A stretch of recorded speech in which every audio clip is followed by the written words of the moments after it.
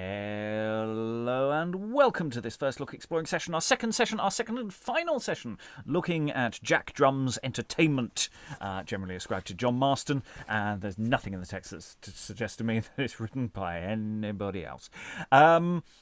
We are midway through Act 3. We've been having a lot of fun. I think it's fair to say it's been a light souffle. Eric raised the possibility of this spectre of waiting for something dark and twisted to happen. So that's something to look forward to, if indeed that does. Let's see where the play is going to go. The curse of the final session may or may not strike. We've had possibly too much fun with this play so far. Today, reading Winifred and Brabant Senior is... Briony, Sparrow, actor in Lincolnshire, and if you can hear that, I'm really hoping they'll be gone soon. There's a huge, noisy, refrigerated truck just pulled up outside. Lovely. We get all the soundscapes here. Reading Fortune today is... Hi, Alan Scott, still poverty-stricken in Suffolk. Reading Mamon and Ellis today is... Oh, I'm Lynn. I live in the northwestern United States with my husband, who's not here, and my dog, who is. Reading Katherine, Wench and Mistress is... Lois Potter, retired academic living in quite a noisy part of London, if you may hear it from time to time. Reading Twedle and Brabant Junior is... Hi, I'm Eric. I'm all over the place. Reading Jack Drum and Camelia is... Hi, my name's Elizabeth Amisu and I'm an author based in Romford. Reading one of the pages, I think we got it listed as third page, but the numbering of pages may vary. And King is... Rachael Nicole, actor, New Jersey.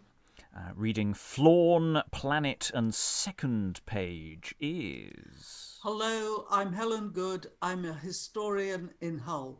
And reading Pasquil and fourth page is... Hello, Aliki Chapple, living in Lancaster in England. I'm an actor and translator. And I'm your host, Robert Crighton. I'll be reading stage directions and or additional material that I have accidentally not given out. We are up to Act 3, Scene 3, midway in the play.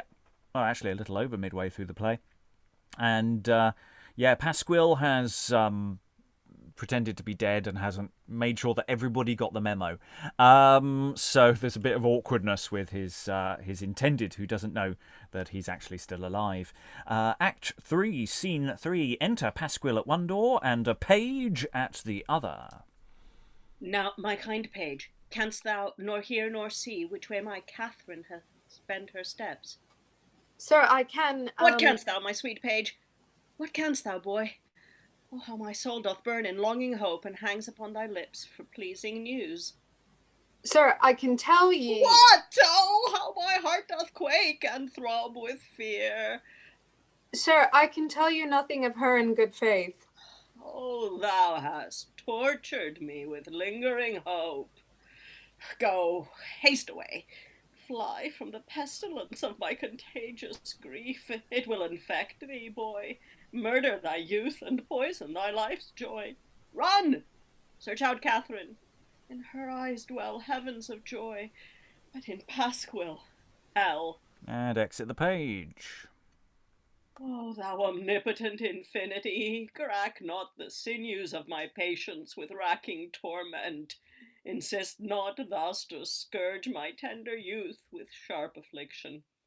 If I do love that glory of thy hand, that rich idea of perfection, with any lustful or profane intent, crossed be my love, murdered be all my hopes. But if with chaste and virtuous arm I clip the rarest model of thy workmanship, be then propitious, O eternal light, and bless my fortune's maugre hellish spite. Enter Katherine in a petticoat. Black sorrow, nurse of plaints, of tears and groans, evaporate my spirit with a sigh, that it may hurry after his sweet breath, who made thee dote on life, now hunt for death. What soul is that with her tearful eyes seems to lament with me in miseries. Ah, here seems to be the pressure of his trunk. Dear earth, confirm my doubt. Was this the place which the fair body of my Pasquil pressed when he lay murdered? See, the dropping grass hangs down his mourning head and seems to say, this was the fatal place where Pasquil lay. Oh, thou sweet print, stamped by the fairest limbs, the richest coffin of the purest soul that ever pressed the bosom of the earth, first drink my tears, and next suck up my blood. Now, thou immortal spirit of my love, thou precious soul of Pasquil, view this knife which once thou gavest me, and prepare thy arm to clip the spirit of thy constant love. Dear Ned, I come. By death I will be thine, since life denies it to poor Katherine. She offers to stab herself, but... in the nick of time. Hold! Hold, thou miracle of constancy! First let the heaven perish, and the crazed world run into first chaos of confusion, before such cruel violence be done to her fair breast, whose fame by virtue won shall honour women whilst there shines a sun. O thrice sacred spirit, why dost thou forsake Elysium pleasures to withhold the arm of wretched Katherine? Oh, let me die. Retire, sweet ghost. Do not pollute thy hand with touch of mortals. Amazement of thy sex, Pasquil doth live, and lives to love thee in eternity. Be not aghast. Recover spirit, sweet. 'Tis Pasquil speaks. 'Tis Pasquil clips thy waist. 'Tis Pasquil prints a kiss on thy fair hand. What, do I dream? Or have I drawn the sluice of life up, and thorough streams of blood unfelt have set my prisoned soul at large? Am I in heaven or in Pasquil's arms? I am in heaven, for my Ned's embrace is Katherine's long-wished celestial place. Divinity of sweetness, I protest if these inferior orbs were rolled up, and the imperial heaven bared to my view, 'twere not so gracious, nor so much desired, as my dear Katherine is to Pasquil's sight. Heaven of comfort, Paphos of my delight, Mirror of constancy, life-blood of love, center to whom all my affections move, renown of virgins, whose fame shall ne'er fleet. Oh, I am mazed with joy. I pray thee, sweet, unfold to me what sad mischance it was, forced thy death's rumour and such woes dispersed. Sad sorrow past delights to be rehearsed. It will be tedious, but in brief, think thus. Old Mamon's malice was the venomed foam that poisoned all the sweets of our content. Alas, dear heart, that love should be so crossed. Now, good Ned, fetch my gown. 'Tis at yon house. I would be loath to turn to Highgate thus. I am obliged with infinite respect to do you service.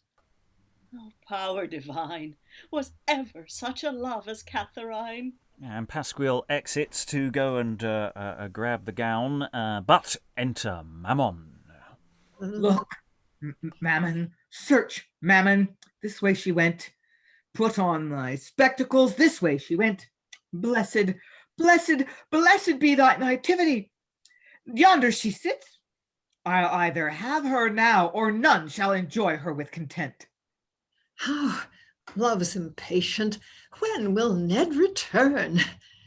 Tut, 'tis no matter. Look where thy Mamon is. Oh, good devil, for God's sake, do not vex my sight.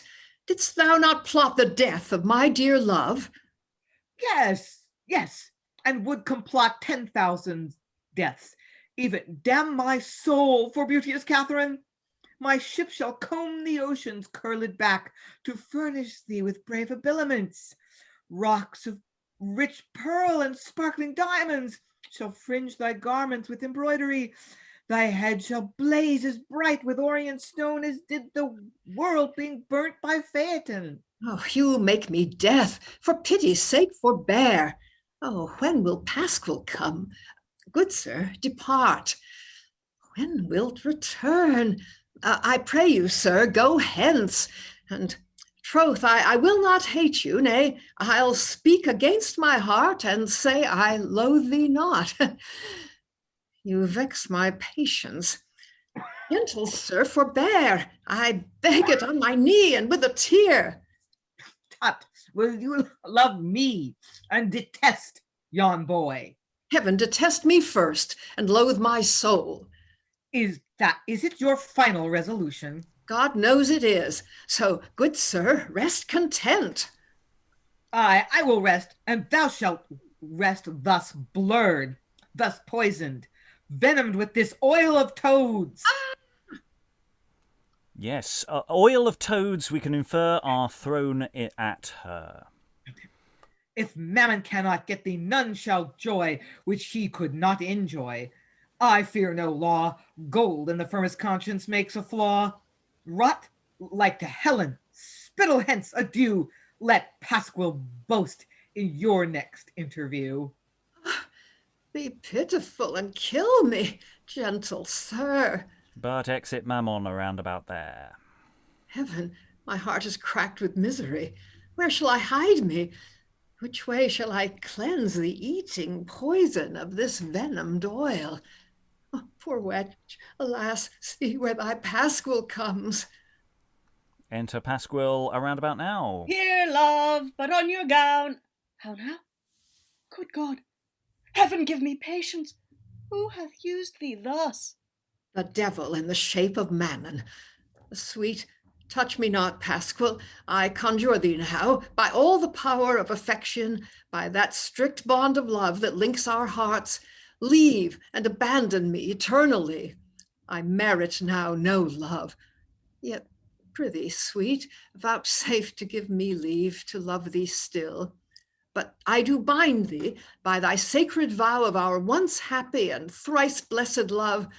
Follow not, Katherine. Good Ned, do not grieve. In time, just heaven may our woes relieve. Exit Katherine. Oh, dear fata, seva, miseranda, orida, quis hic locus, quae regio, quae mundi plaga, ubi sum, Katharina, oh, Katharina. Enter Mamon.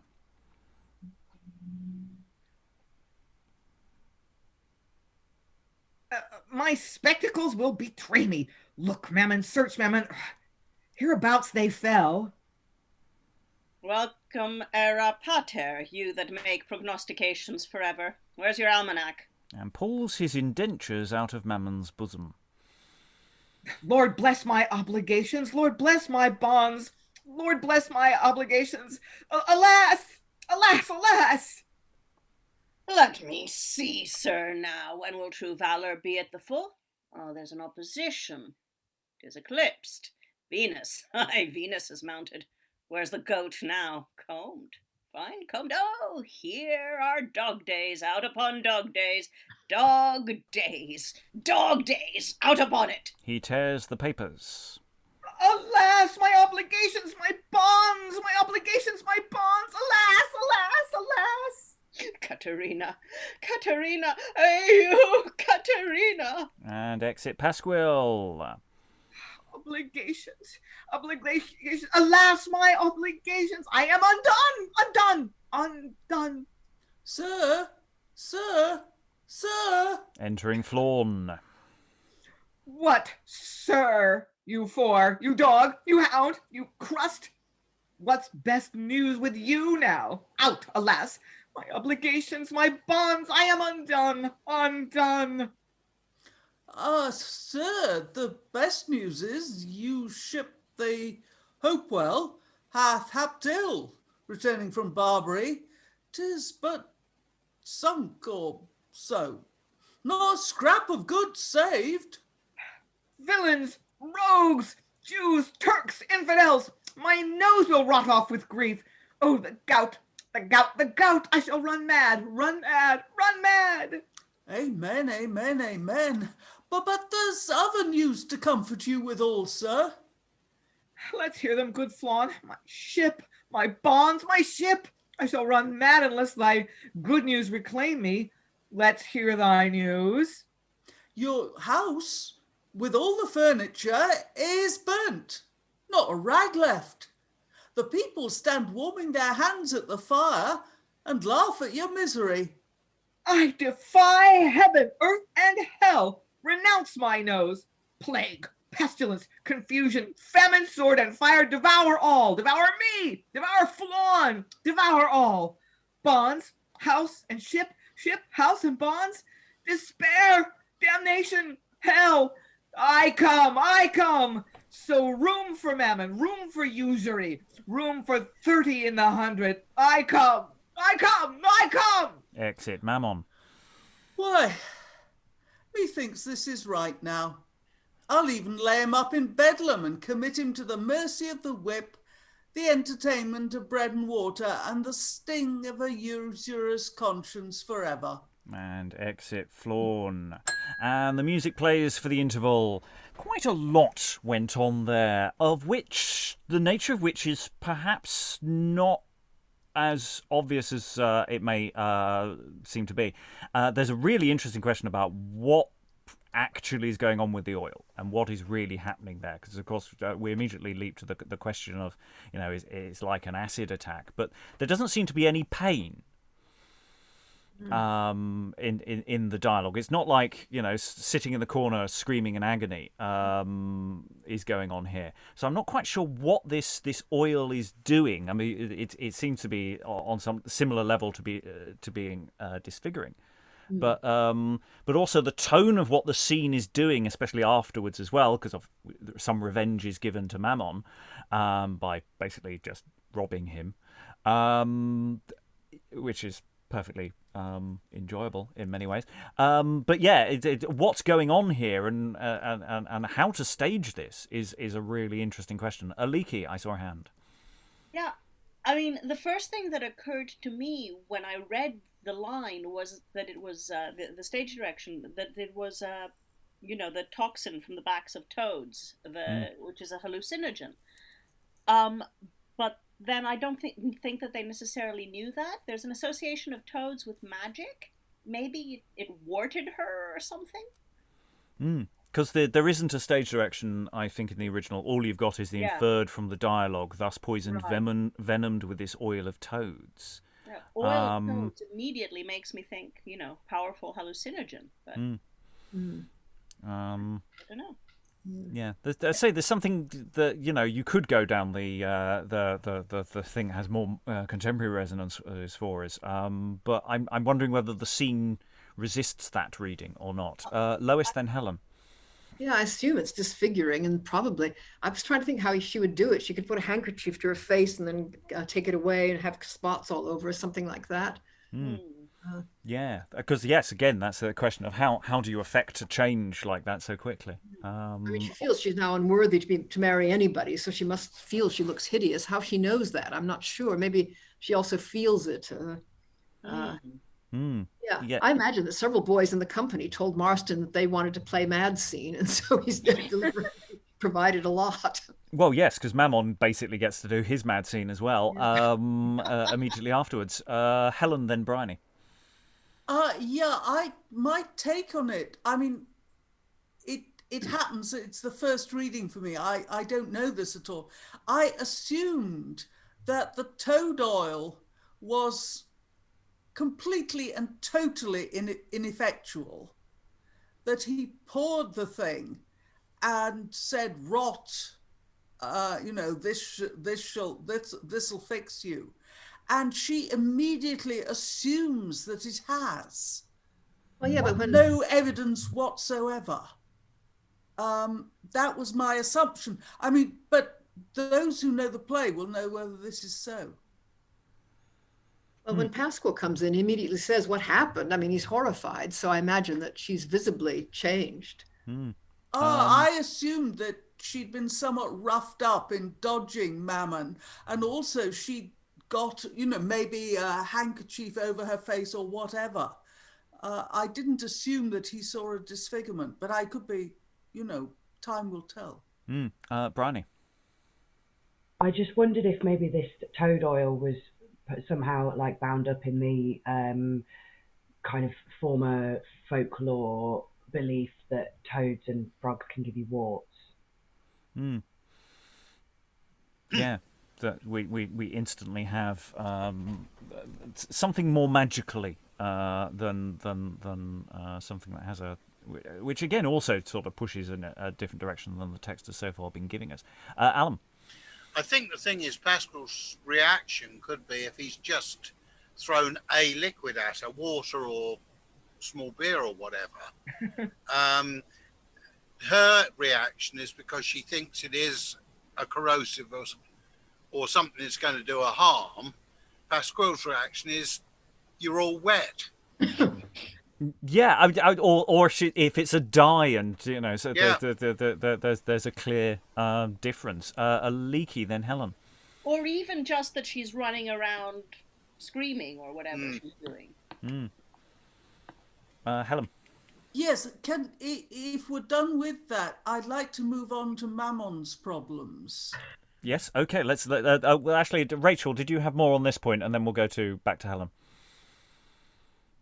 No, yeah, it was about him that I was going to talk about. I think, the way that he's treating Katherine in this scene is very much like, when you reject like a cat caller or something, or like the way an abusive man would act like in a relationship or something after being dumped. But also the language that Marston is using to describe him, like the references to his nose and, bonds and obligations. I think there's some like anti-Semitic stuff going on with him, which kind of really complicates the scene because it doesn't seem as much of a character choice as the playwright's personal sort of, caricature of a type of person. Yeah. There's also the question of is this moment suddenly diving into satire and spoofery of other people's work as well, which raises all sorts of other interesting questions about how to perform it. We have, considering that he's clearly obsessed with money, and we've had mention usury so far. That question didn't actually arise yesterday, and there's all sorts of textual things we might dig into. I'll go to Helen, then Lois. I think that bonds and obligations are as good as money. So effectively, he's taking cash and tearing them up because these are forward promises to pay. It's interesting that he carries them on his person. This involves a certain amount of lack of trust in others. Then we come on to the nose will rot off with grief. He's against villains, rogues, Jews, Turks, and infidels, which tends to assume that he himself doesn't regard himself as any of those five. My nose will rot off with grief. I think that's a syphilis reference. He may call it the gout, but the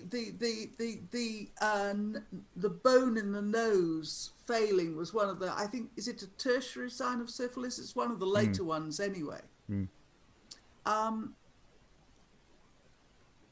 the idea that he is so unpopular that everybody is warming their hands at the destruction of his house and laughing at his misery. But I think when he says, renounce my nose, I think that's syphilis rather than Jewishness. Well, I wonder if he's sort of playing a double game. Is if it is deliberately referencing another text, even if this character is not that is not a literal interpretation of another character from another play, doesn't mean you can't still play the game. And that might be something that is being played there. That there is a callback that is in play. And he is a bad man. He is a usurer because he takes 30 in the 100. Now, 10 in the 100 was the legal maximum. And even then, people felt it was a bit excessive. But to take 30 in the 100 is both illegal and sinful, usurious. Lois. Yeah, I was going to point out that bit where he's referring to Jews, but also that renounce my nose is very odd. Why renounce it? I'd want to check the original to be sure, but does he actually take it off at that point? It's almost as if it were a false nose, which could be one of the things they associate with usury, like fur coats and it's assimilated to Jewishness, but it's not necessarily the same thing. Because of course he's lost his glasses, which is hinted at in the interpolated stage direction, but is not there. So he's dropped his glasses somewhere, and he's come on. So again, we're having this thing of he can't quite see what's going on, which is why someone's able to extract the documents from him as well. And it adds another question of business to Mamon at the beginning. If he's constantly checking that his possessions are all in place. And that, in fact, maybe he's got a very stuffed frontage because he's got so much paper stuff down there. We've had this portrayal of money and wealth and usury and etc. and avarice before. Rachael, you've been waving much of time. No, it was just what you already said. Kind of is just that you could have that double meaning, that it's meant to be like in the same way that he had so many double entendres for sex, that the syphilis and the renouncing his nose could be a double entendre. And also we don't renounce body parts, but we renounce like religions. And I do know that is like an anti-Semitic thing that people associate with Jewish people, is like their noses. So but there's quite a lot going on in this scene in a very short space of time as well. We've got a lot of crammed action.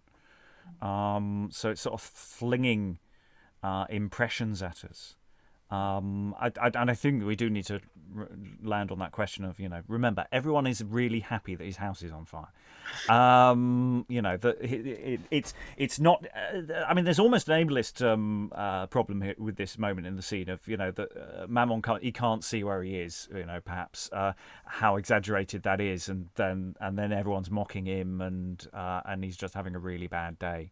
But then he has also potentially just committed an acid attack. So this scene, is doing lots of questionable things, but where it's all going and how it's all working is something to debate, and we'll get more into. Eric. Well, also, wasn't there that I'm just remembering all the sort of random texts that we've done. Wasn't there a passage in the Bugbears where they pretend to set fire to someone's house to basically get the money out of the attic or something, or out of something like that? It was either they set fire to it on wasn't purpose. It, or ghosts? Didn't they pretend it was a ghost? We've had people pretending that house is on fire in Play of Love. That's happened. So it's not an unknown thing, and it may appear in other things as well. Anyway, we need to move on. Let's gather more data. We may have driving ourselves into a hole on that one. It's definitely a very confusing scene with many different changes of directions. Act 4, Scene 1. Enter Jack Drum and Winifred. Someone presumably has a sack. Truly, Mistress Winifred, as I would be willing to be thankful, and thankful to find you willing to prostrate your fair parts to my pleasure. So I hope you will remember your promise, and promise what you now remember. If you have forgot, I would be glad to put you in mind of it. Truly, friend John, as I would be loath to break my promise, so I would be unwilling to keep my word to the dishonesting of my virginity. Marry, For a night's lodging or so, I will not be straight-laced to my friend. Therefore, thus it must be. Tonight I must lie at the farm at Holloway. Thither shall you be conveyed in this sack and laid in my chamber, from whence you shall have free access to the pleasures of my private bed. Well then, be constant, Winifred, and you shall find me faithful Jack Drum. And so, taking leave of your lips, I betake me to the tuition of the sack. Exit drum. Well, we say exit drum. I mean, is it into the sack drum? Anyway, enter Tweedle. Winifred, my mistress Camelia stays for you to attend her to the grave. I must go and clap my tabor's cheek there for the heavens of faith. Stay a little here, and if John Foder King comes, give him that sack. Oh, I could crack my whalebones, break my busk, to think what laughter may arise from this. Exit Winifred, enter Foder King. By my trout, this love is a most cleanly gentleman. He is very full of shift. Define Wench can invent 10,000 trick to kiss a man. He, see by gore, she hath keep her word. She is in the sack already. He, brave by gore, my blood does sparkle in my veins for joy. Maître Timothy, you must give that sack there. Oh, monsieur, that is well pronounced, is it not? Rit, excellent. Adieu, Timothy.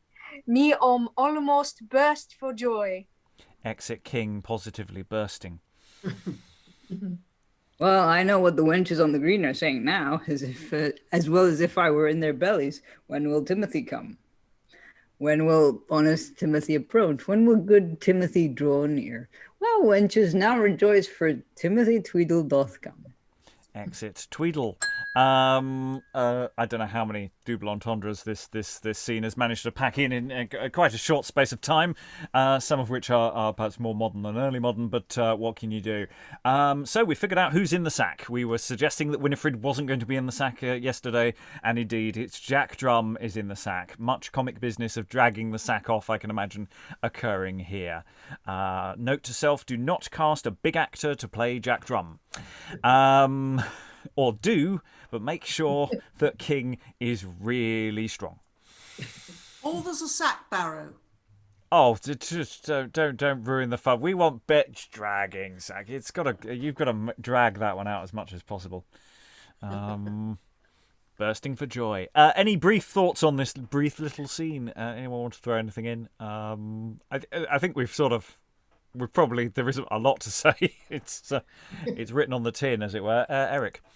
It is very much that thing of, she plots to sort of give them their comeuppance for thinking that they own her. Yep. I think King would pronounce shift. Yes. In an interesting way. Yes. He is very full of shift. Yeah. Briony. There was just one rude line there that stuck out as being really modern and not so much double entendre as fairly explicit about him, Timothy Tweedle, saying, as well as if I were in their bellies. That struck me as coming across quite modern and very explicit and not so much double entendre. Any additional thoughts here? Otherwise, we'll go straight on into the next scene. Act 4, Scene 2. Enter Planet Brabant Senior and Brabant Junior. Brother, how like you of our modern wits? How like you the new poet Melodus? A slight bubbling spirit, a cork, a husk. How like you Musus, fashion in his carriage? Oh, filthily, he is as blunt as Paul's. What think you of the lines of Decius, writing a good, cordial, sappy style? A serened, jaded wit, but a rubs on. Brabant, thou art like a pair of balance, Thou weighest all saving thyself. Good faith, troth, is they are all apes and gulls, vile imitating spirits, dry, heathy turf. Nay, brother, now I think your judgment errs. He cannot err, man, for children and fools speak truth always. Enter King with a sack containing drum.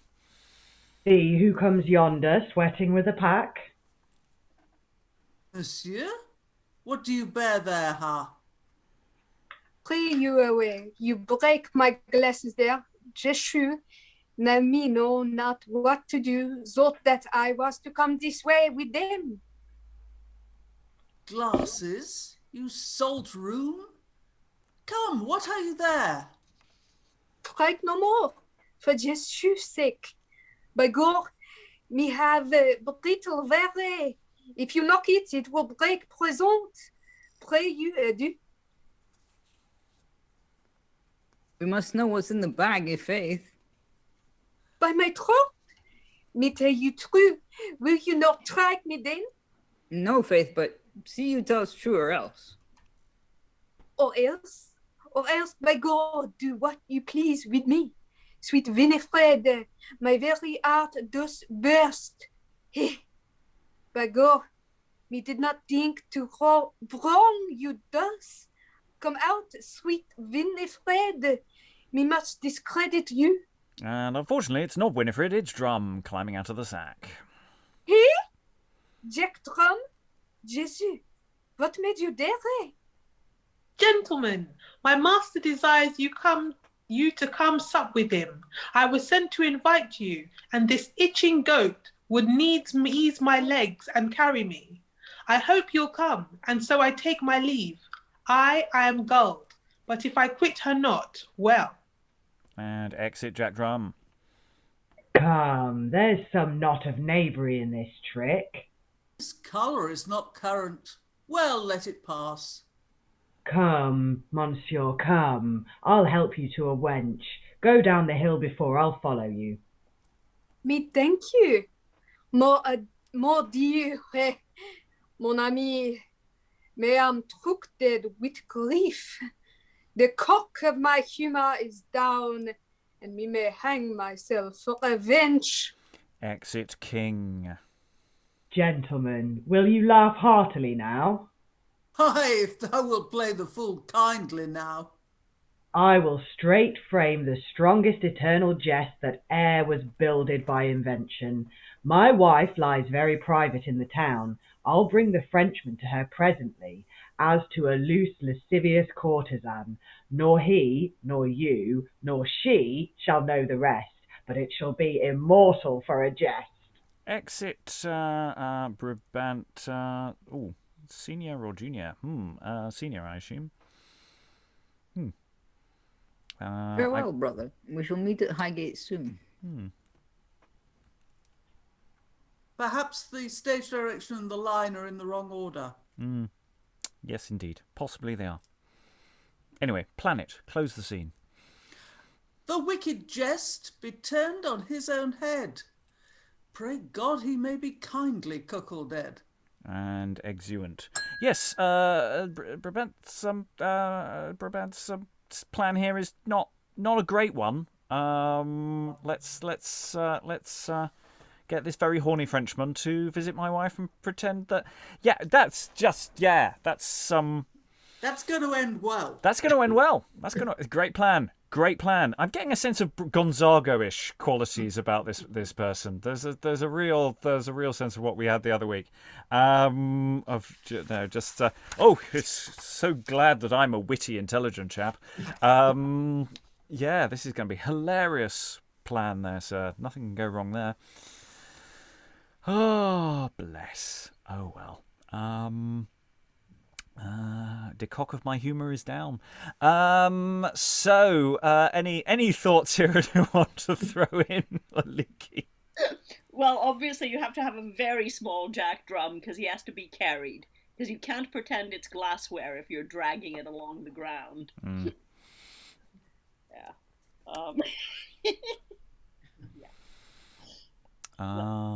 I feel we should just move on. I feel we should just move on. Okay, Act 4, scene... It's all quite self-evident where we are. Act 4, Scene 3. Enter Camelia. There may be a handkerchief present. And Winifred. Carry this favour to my Ellis straight. I long to see him. Prithee, bid him come. I would be loath to nourish your defame, and therefore, mistress, pray you pardon me. What? Is thy judgment of my Ellis changed?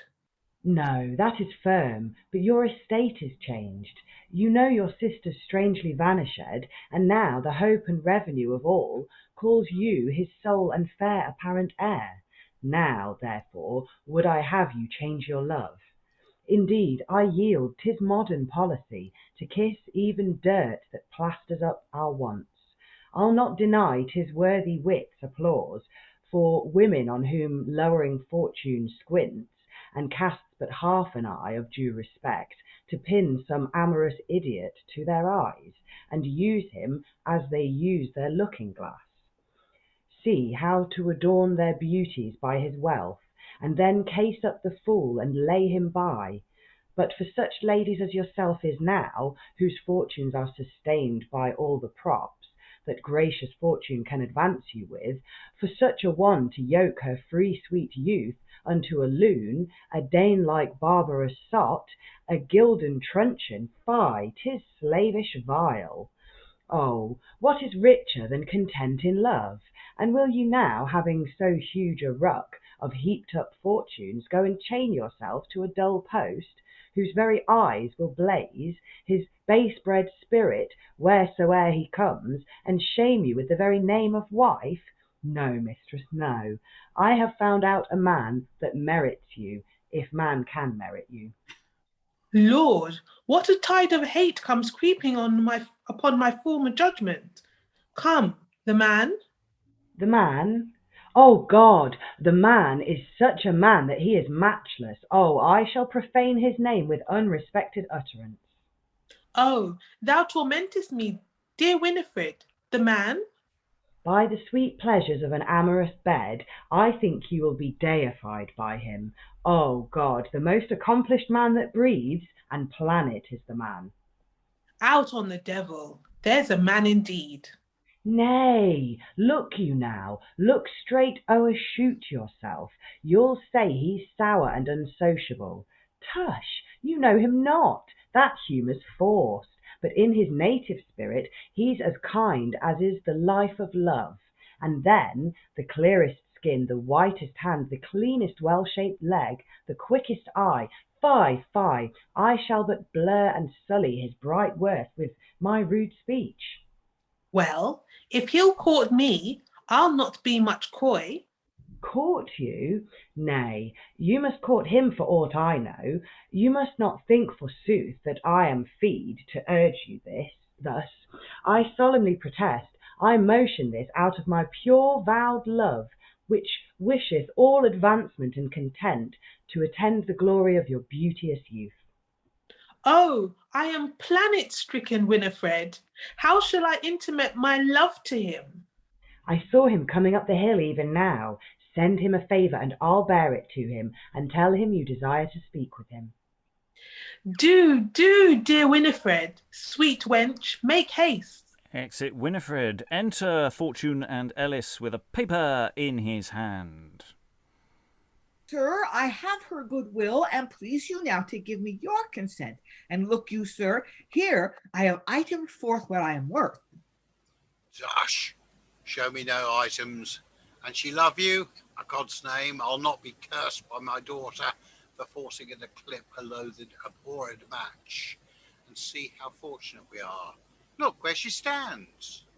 Sweet planet, thou only governest me. Daughter, give me your hand. With your consent, I give you this gentleman. Marry, Fob, will you match me to a fool? God pardon me, not I. Why, Master Ellis, huh? Had you her consent? Speak freely, man. Indeed, Lord, now I thought so. By my troth, you said you loved me, that you did indeed. I, as my fool, my idiot to make sport. Fie, daughter, you are too plain with him. Alas, my son, simile is out of countenance. Truly, as a mill horse is not a mill horse, and a cart jade is not a jade cart, even so will I go hang myself. Marry, God forbid. What frolic, man. We'll have a cup of sack and sugar soon. Shall quite expel these musty humours of stale melancholy. Enter Pasquil page and a country wench with a basket of eggs. Is this the egg where Castor and Pollux bred? I'll crack the bastard in the very shell. Ah, alas, my markets are clean spoiled. Exit wench. Ubi Helena, ubi Troia. It's not true, my Ganymede. When shall old Saturn mount his throne again? See, alas, how bleak religion stands. Katharina, you damned tin noise! Why, prick you heaven's ribs with blasphemy. Python yet breathes, old grey-haired piety. Alas, kind youth, how came he thus distraught? I left him in pursuit of Katherine and found him in this strange distemperature. Oh, sir, is't you that stamp on literature? You are inspired, you, with prophecy. Not I, as I shall be saved. I am Master John Ellis, I. Come, let's entice him by some good means. I'll labour to reclaim him to his wits. Oh, now my daughter Katherine remembers me. Where art thou, girl? Heaven give me patience. Poor Australia, who blurs thy orient shine. Come, yon's the capital of Jupiter. Let's whip the Senate, else they will not leave to have their justice blasted with abuse of flattering sycophants. Come, let's mount the stars. Reverend Antiquity, go you in first. Dotage will follow. Then comes Paleface last, next Sodom, then Gomorrah next. Poor I, by heaven, my heart is burst with misery. Exit Pasquil and everybody else. And yeah, Pasquil seems to be gone off the deep end slightly. Fortune, I just love the way Fortune just goes, oh yeah, what? Did my daughter go missing? Where are you still about? He seems so utter. I mean, I'm wondering now. We were discussing actually the question about when she disappeared earlier, and about that reaction. Maybe it's just Fortune goes, oh, she does this every day. Maybe it's just something about him that he's just actually really unworried about things. I mean, it's we have this turnaround. Winifred has she's following through with the bargain that she made the other day to swap Camelia's affections for Planet, which indeed has happened. Rachael, you were waving. Oh, about Fortune. I was wondering if him and Camelia are more of like a double act, and then Katherine is more of like their straight man. And so, I don't know, maybe some favoritism towards Camelia or something, and Katherine, she's the other one. Everybody else thinks Katherine's beautiful, but he thinks Camelia is the one that everybody should be after. Just parental favoritism, but Katherine's the real gem or something. Didn't he introduce them the other way as, here's my wonderful daughter, Katherine, oh, and here's Camelia? Yeah, but he doesn't seem desperately concerned about either of them, really. I mean, this whole thing about you can choose to marry who you want. Maybe that's less enlightened thinking and more just carelessness. I don't really care. Aliki, I'll go back to you. I wonder if he's a drunk. Because he's always kind of taking recourse to alcohol and suggests it here to the idiot. He's always hosting. Yeah. He's always having parties. So yeah, maybe his fun is much more important to him. Lois. He's terribly like Mary thought in a later play, The Night of the Burning Pestle, who just keeps singing and drinking whatever happens. So yeah, fun times to be had with Winifred and Camelia here of their little exchange, and you know, Ellis suddenly going, oh no, it doesn't work, and then Pasquil comes in and just destroys eggs, the monster. I'm you know, yeah, Lynn. That was just weird. Like, why is that even necessary? Like, I think it's A, to be just demonstrably a bit mad. You know, just look at me doing crazy things. I suspect it also has there may be other reasons as well. Lois. I don't know. Marston seems to like these tiny little cameos, you know, like the 2 pages who come on and have a bit of back chat and go out, and now here the country wench comes on. She's got one line, you know, and a basket of eggs, and she goes out minus the eggs. And I don't know, it's just he seems to like really short bits. Maybe the scene was flagging. Eric, then Alan. Well, I guess also it's sort of the way Pasquil segues from Catherine Pollux to Helen, because obviously, you know, they're related. So I mean, as in, you know, brothers and sister, and well, and then Ganymede sort of, I don't know, just that segues nicely from that scene. Otherwise, he's just spouting things by himself, kind of, which I don't know. Maybe he just wanted to give a line to a small member of the cast or something. Alan. Yeah, I was just thinking that the wench is possibly there to give an excuse for a otherwise underused member of the company, just to get a little bit of stage time. Well, yeah, because actually this, even though on paper there's quite a lot of characters in this, the actual using of them is actually quite centralised. There's some very busy people, and then there's quite a few people who just sort of pop in. So yeah, it might be just that. I just think there's something about this. It just to make a sudden entrance that to really demonstrate where Pasquil's state of mind is. Let's smash some eggs. Yeah, that'll do it. Seemed like a good idea at the time. I'm going with that. Eric. Well, also, if we think back to, I think it's Promos and Cassandra, where there's that long sort of play around with what's in the basket between the lawyer and, I don't know, some sort of serving wench, whose name I can't recall, which is very bad. But yeah, it kind of, yeah, maybe it's a reference to that as well, sort of status characters. Egg business. Is there other egg business that we should be keying into here that we've forgotten about? Let's move on. However, we may be overstating the eggs. Act 4, Scene 4. Enter Brabant Senior, King, and another page. So many pages. I had tell you the very trout of the leg gist. By God, your England damsels are so fair. So witty, so kit, by my throat, she tossed me which way please there, but pray you, where is the wench? Is this the house, huh? Is this the house, pray you, tell me, huh?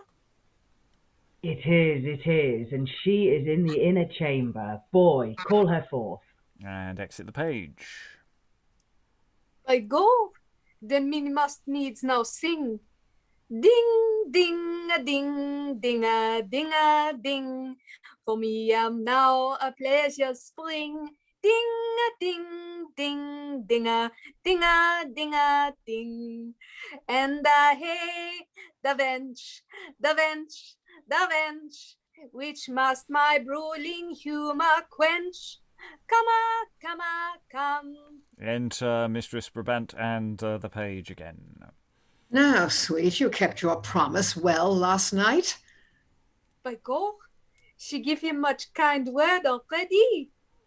Well, to make the amends, boy, fetch us a quart of canary sack. Prithee, Moll, entertain this French gentleman. Sir, you are very welcome to my lodging. Me thank you. And first me kiss your finger, next me bust your lip, and last me clip your waist. And now foutra for Winifred.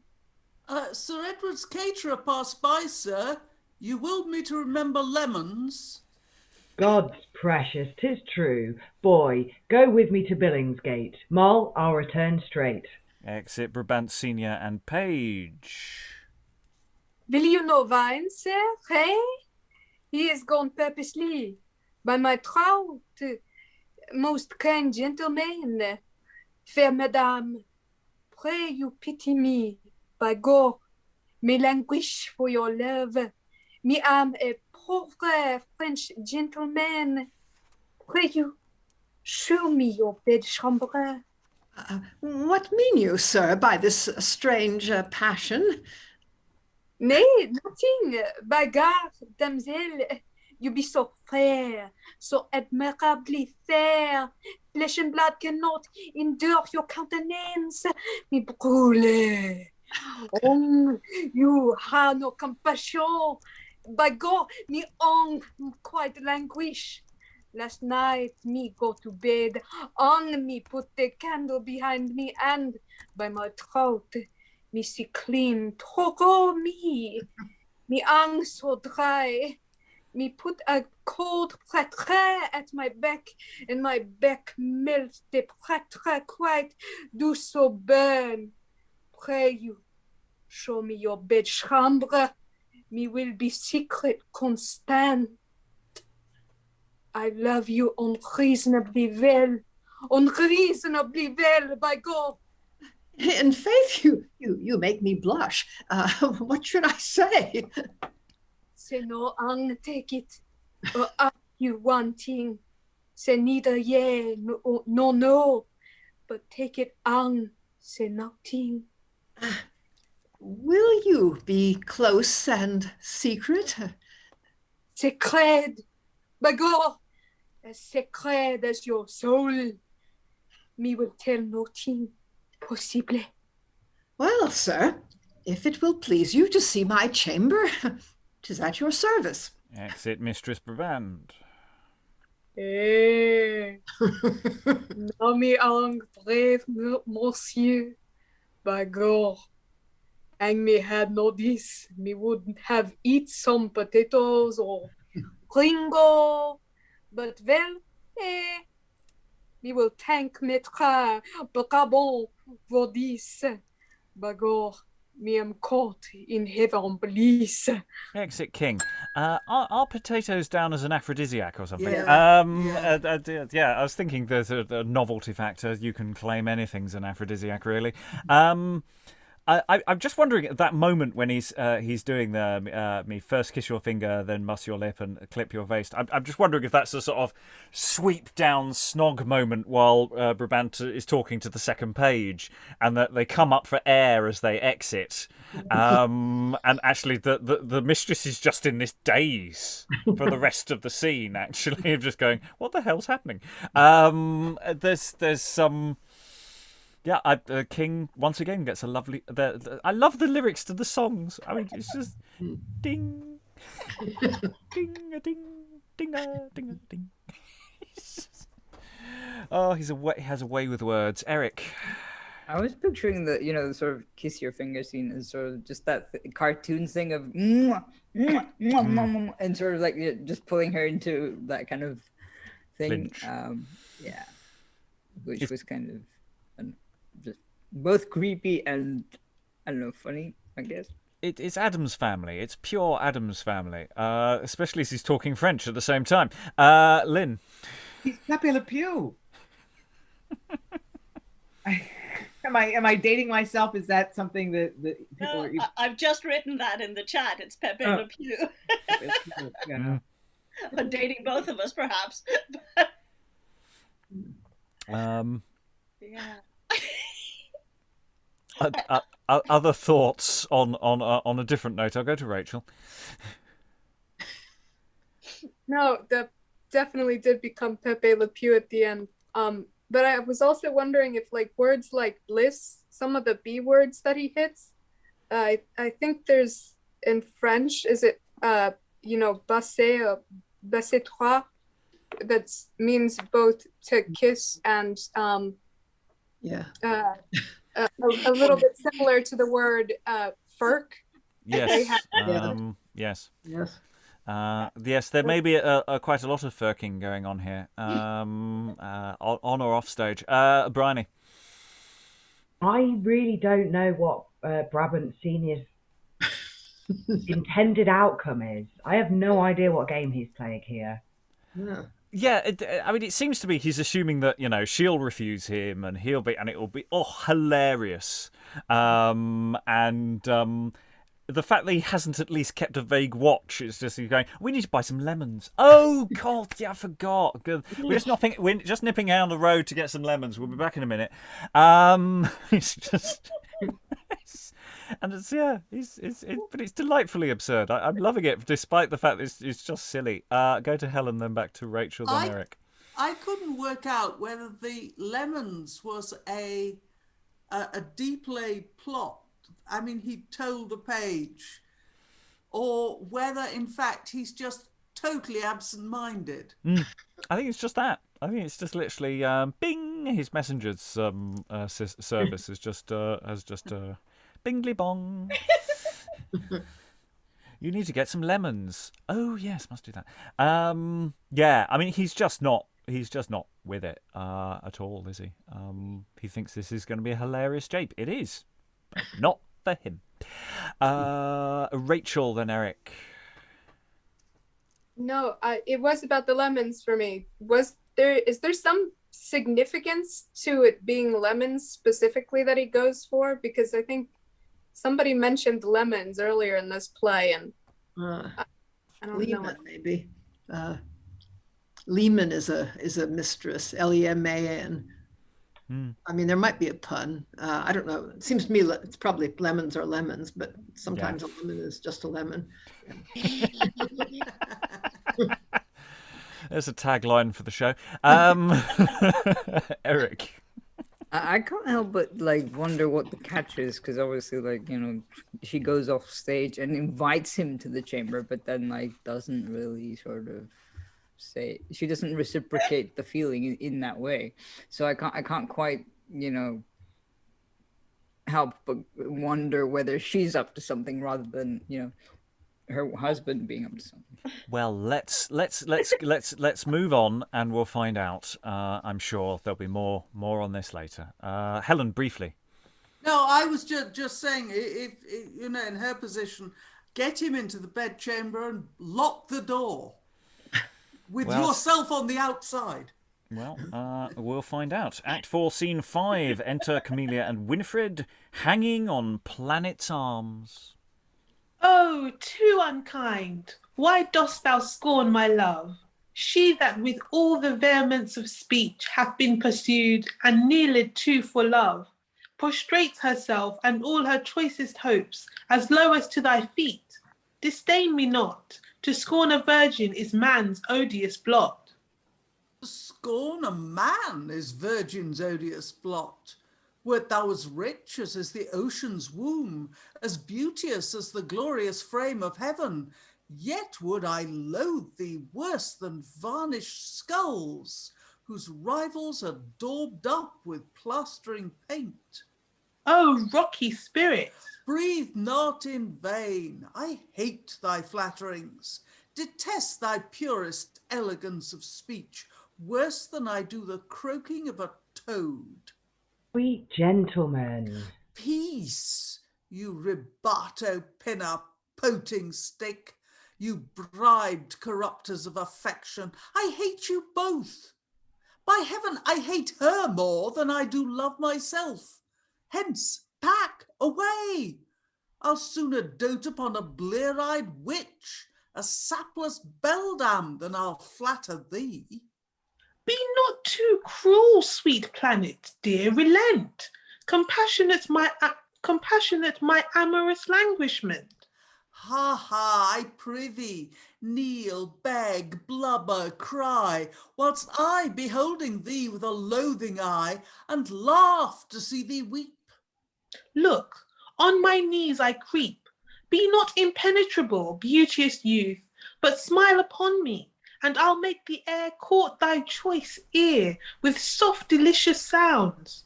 Bring forth the viols. Each one play his part. Music's the quiver of young Cupid's dart. And there's a song with the viols.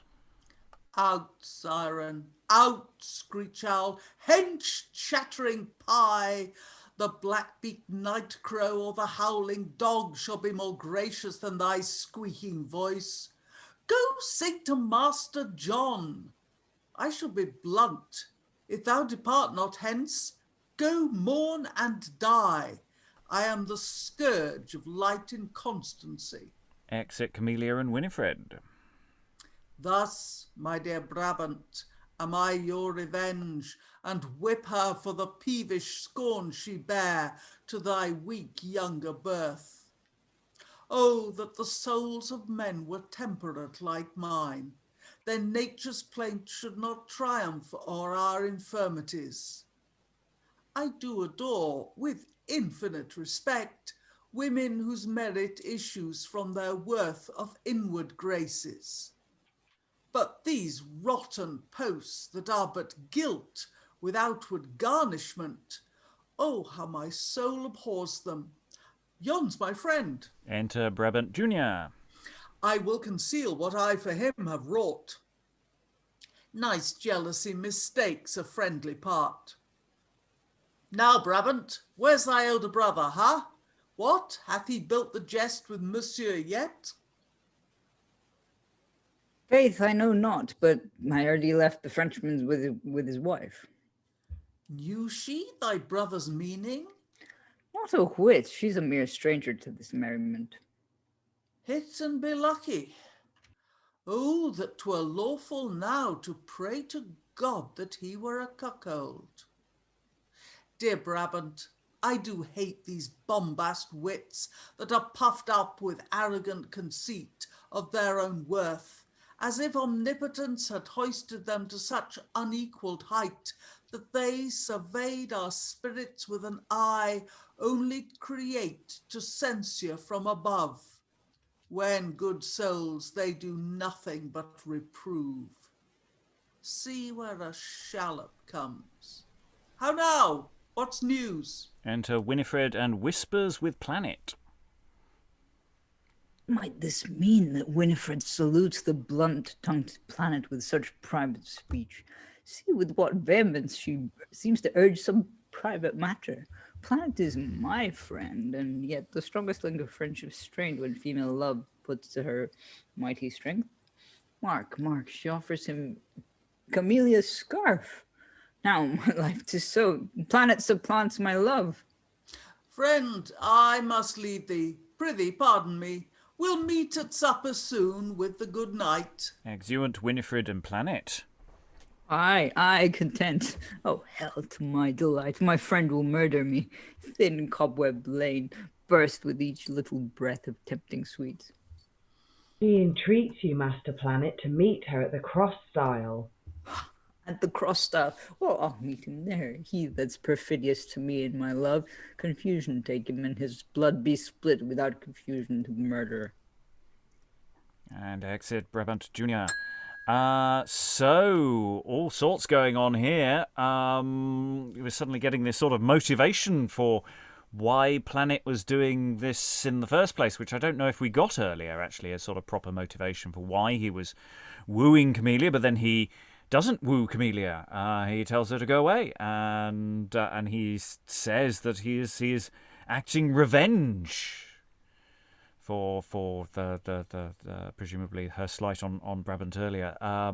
But now perhaps there's a misunderstanding of what's going on here, as this conversation with Planet and Winifred, and is Brabant getting the wrong end of the stick here? Oh, the confusions, the chaos, the thoughts in the room. Somebody else talking other than me. Aliki. There's so much plot here. I'm just trying to keep all of these storylines together. Yeah, I think Brabant has got hold of the wrong end of the stick, but Planet, like us, seems to think Brabant Senior has messed up. So, yeah.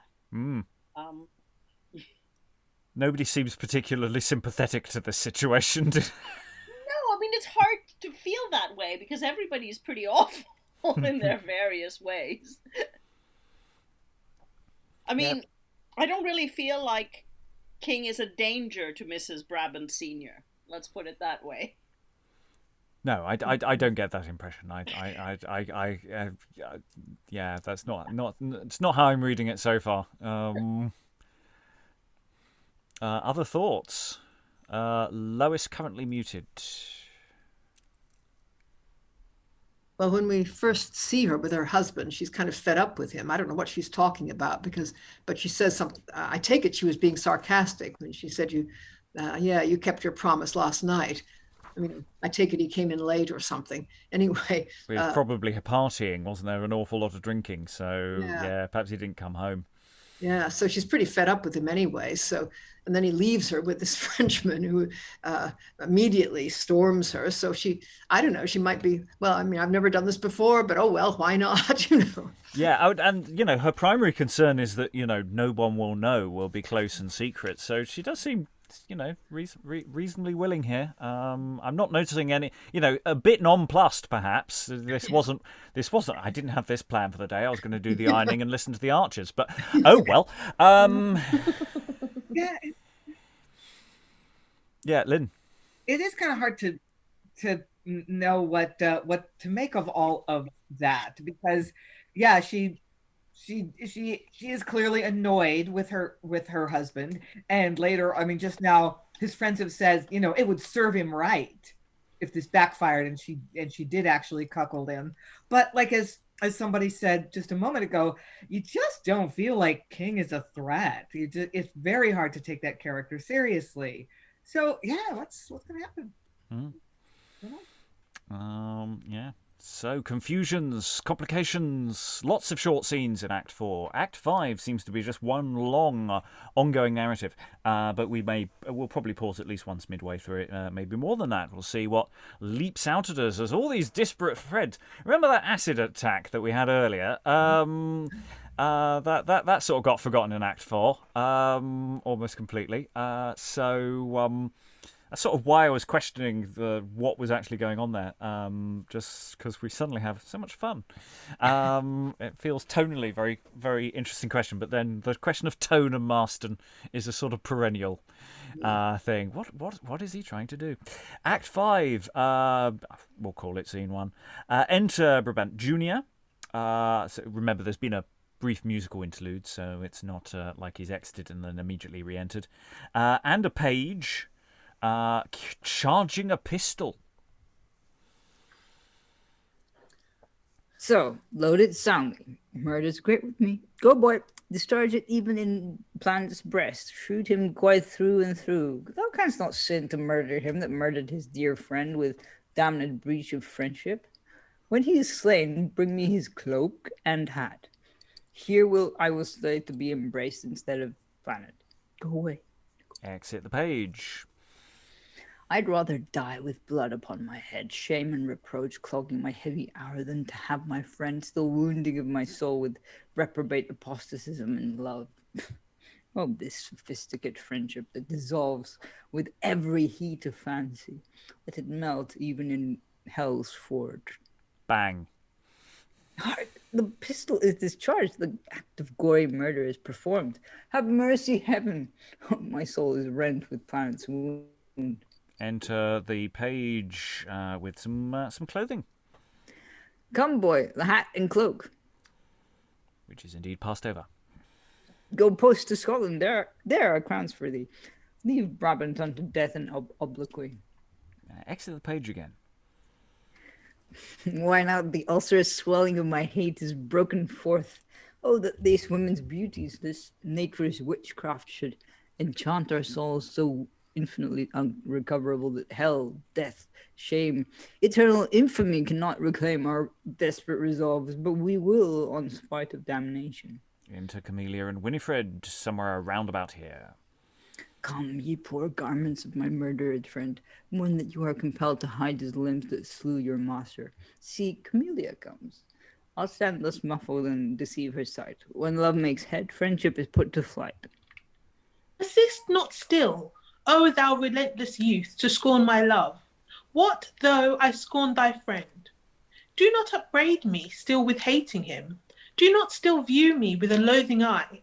For Brabant's sake, do you but love me sweet, and I'll not scorn him. Why shouldst be so nice in keeping laws of friendship? Didst thou e'er hear of any soul that held a friend more dear than a fair woman? Oh, the sting of death, how hath Brabant erred?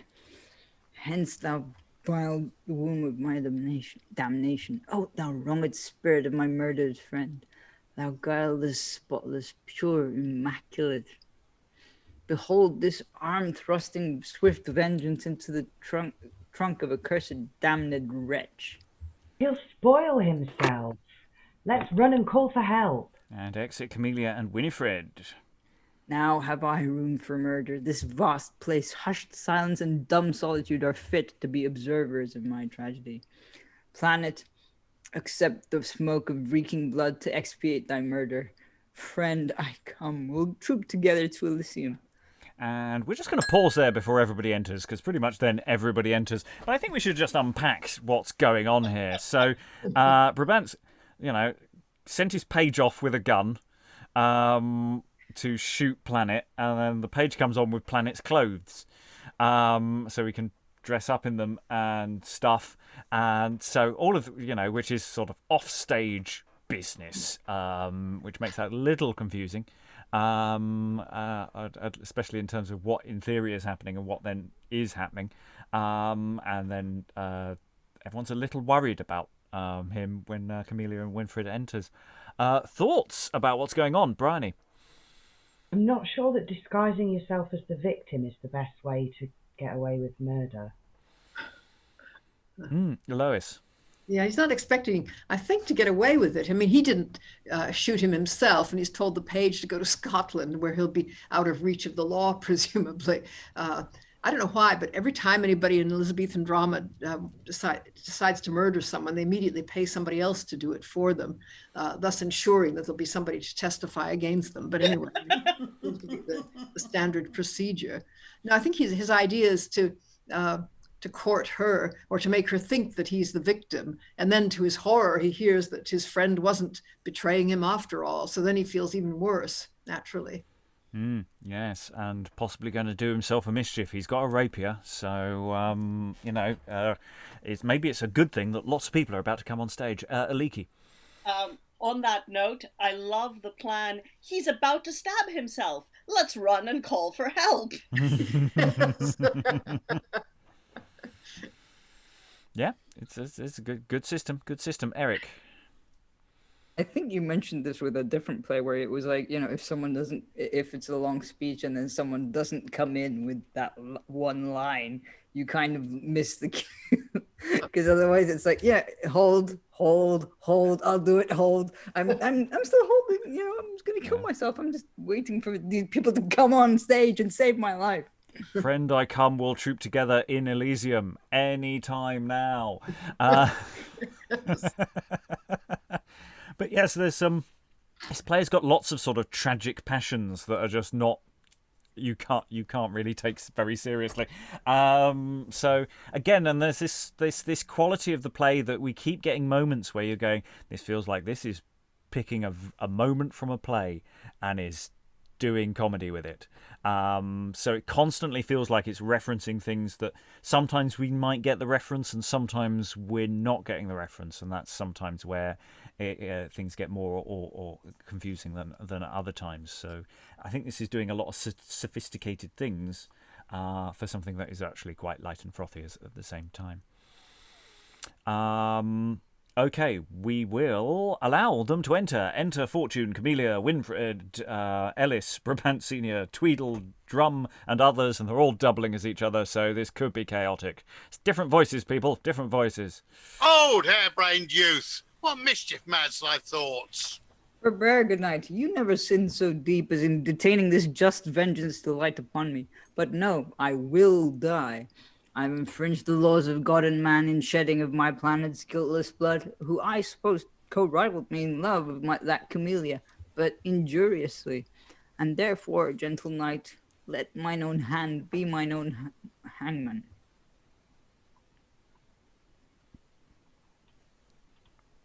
Brother, I'll get your pardon, fear it not. You'll get my pardon. Brother, pardon me you shall not, for I'll die in spite of thee. Turned wild in wonder of this act. Enter Planet and Page. Come, Brabant, come. Give me my cloak and hat. The evening's raw and dank. I shall take cold. How now? Turned mad? Why starest thou on me thus? Give me my cloak. Heart, is the youth distraught? Dost thou breathe? Let's see, where is thy wound? Dost breathe? My wound. What dost thou mean by this? Gentlemen, I can direct you forth this labyrinth of intricate misdoubts. My master willed me kill that gentleman. Now, I thought he was mad in putting me to such an enterprise, and therefore soothed him up with, "Aye, sir, yes, sir, and so, sir," at each word, whilst he would show me how to hold the dag, to draw the cock, to charge and set the flint. Meantime, I had the wit to think him mad, and therefore went, as he willed me, shot, which he, God knows, thought pierced his dear friend's heart, then went and borrowed that same hat and cloak of Master Planet, brought them to my master, and so... No more, no more. Night, I will make thee smile when I discourse how much my friend hath erred. I would dissolve and melt my soul tonight in influent laughter. Come, my jocund spirit, presages some unhoped for happiness. We'll crown this evening with triumphant joy. I'll sup upon this green. Here's room enough to draw a liberal breath and laugh aloud. Drum, fetch the table. Tweedle, scour your pipe, for my old bones will have a round tonight. Now, by my troth, and I had thought on too, I would have had a play, i' faith I would. I saw the children of St. Paul's last night, and troth they pleased me pretty well. The apes in time will do it handsomely. I' faith, I like the audience that frequenteth there. With much applause a man shall not be choked. I like the audience that frequenteth there with much applause. A man shall not be choked with the stench of garlic, nor be pasted to the balmy jacket of a beer brewer. This is a good, gentle audience, and I hope the boys will come one day unto the court of requests. Aye, and they had good plays, but they produce such musty fopperies of antiquity, and do not suit the humorous age's backs with clothes in fashion. Well, Brabant, well, you will be censuring still. There lies a jest in steep will whip you for't. Gallants, I have no judgment in these things, but will it please you sit? Camelia, call these same gentlemen unto thee, wench. Oh, there with thee my Katherine was wont to sit with graceful presence. Well, let it pass. Fetch me a cup of sack. Come, gallants, sit. Master Brabant, Master Planet, I pray you sit. Young Master Brabant, and God's precious Master John. Sit all, and consecrate this night to mirth. Here is old Ned's place. Come, sound music there. What, gallants? Have you ne'er a page can entertain this pleasing time with some French brawl or song? What? Shall we have a galliard? Troth, 'tis well. And we can infer that a boy dances a galliard at this point. Good boy, faith. And wouldst thou hadst more room? Enter Katherine. Once more the gracious heavens have renewed my wasted hopes. Once more a blessed chance hath fetched again my spirit from the sound and languishing despair of happiness. A skilful beldam with the juice of herbs hath cured my face and killed the venom's power. And now, if Pasquil live and love me still, heaven is bounteous to poor Katherine. Yon sups my father, but my Ned's not there. I fear, and yet I know not what I fear. Gallants, I drink this to Ned Pasquil's health. I' faith I'll pledge him. Would he had his wits. And I, my daughter. Fill me one cup more. No grief so potent, but neat sparkling wine can conquer him. Oh, this is juice divine. Would he had his wits. Oh, what a numbing fear strikes a cold palsy through my trembling blood. And enter Pasquil mad. Virtue shall burst ope the iron gates of hell. I'll not be cooped up. Rome for Phaeton! Lame policy, how canst thou go upright? O lust, stay not, sweet love. Fie, be not lost upon the surge of vulgar humours. You idiot, rivet my armour and caparison, a mighty centaur, for I'll run at tilt and tumble down yon giant in the dust. Sit, gentle judges of great Radamant, let not Proserpine rule thee. Oh, she's dead. Now thou art right, Achaeus, I appeal to thee. Have pity on a wretch's misery. I'm quite sunk with grief. What shall we do to get recovery of his wits again? Let music sound, for I have often heard this. It hath such sweet agreement to our souls that it corrects vain humours and recalls his straggling fancies to fair union. Why, the soul of man is naught but symphonies, a sound of disagreeing parts, yet fair unite by heaven's hand, divine by reason's light. Sound music then, pray God it takes effect. And the music sounds, and Pasquil's eye is fixed upon Katherine. Mark with what passion he sucks up the sweets of this same delicate, harmonious breath. Observe him well. Methinks his eye is fixed upon some object that seems to attract his very soul forth with astonishment. Mark with what vehemence his thoughts do speak, even to his eyes.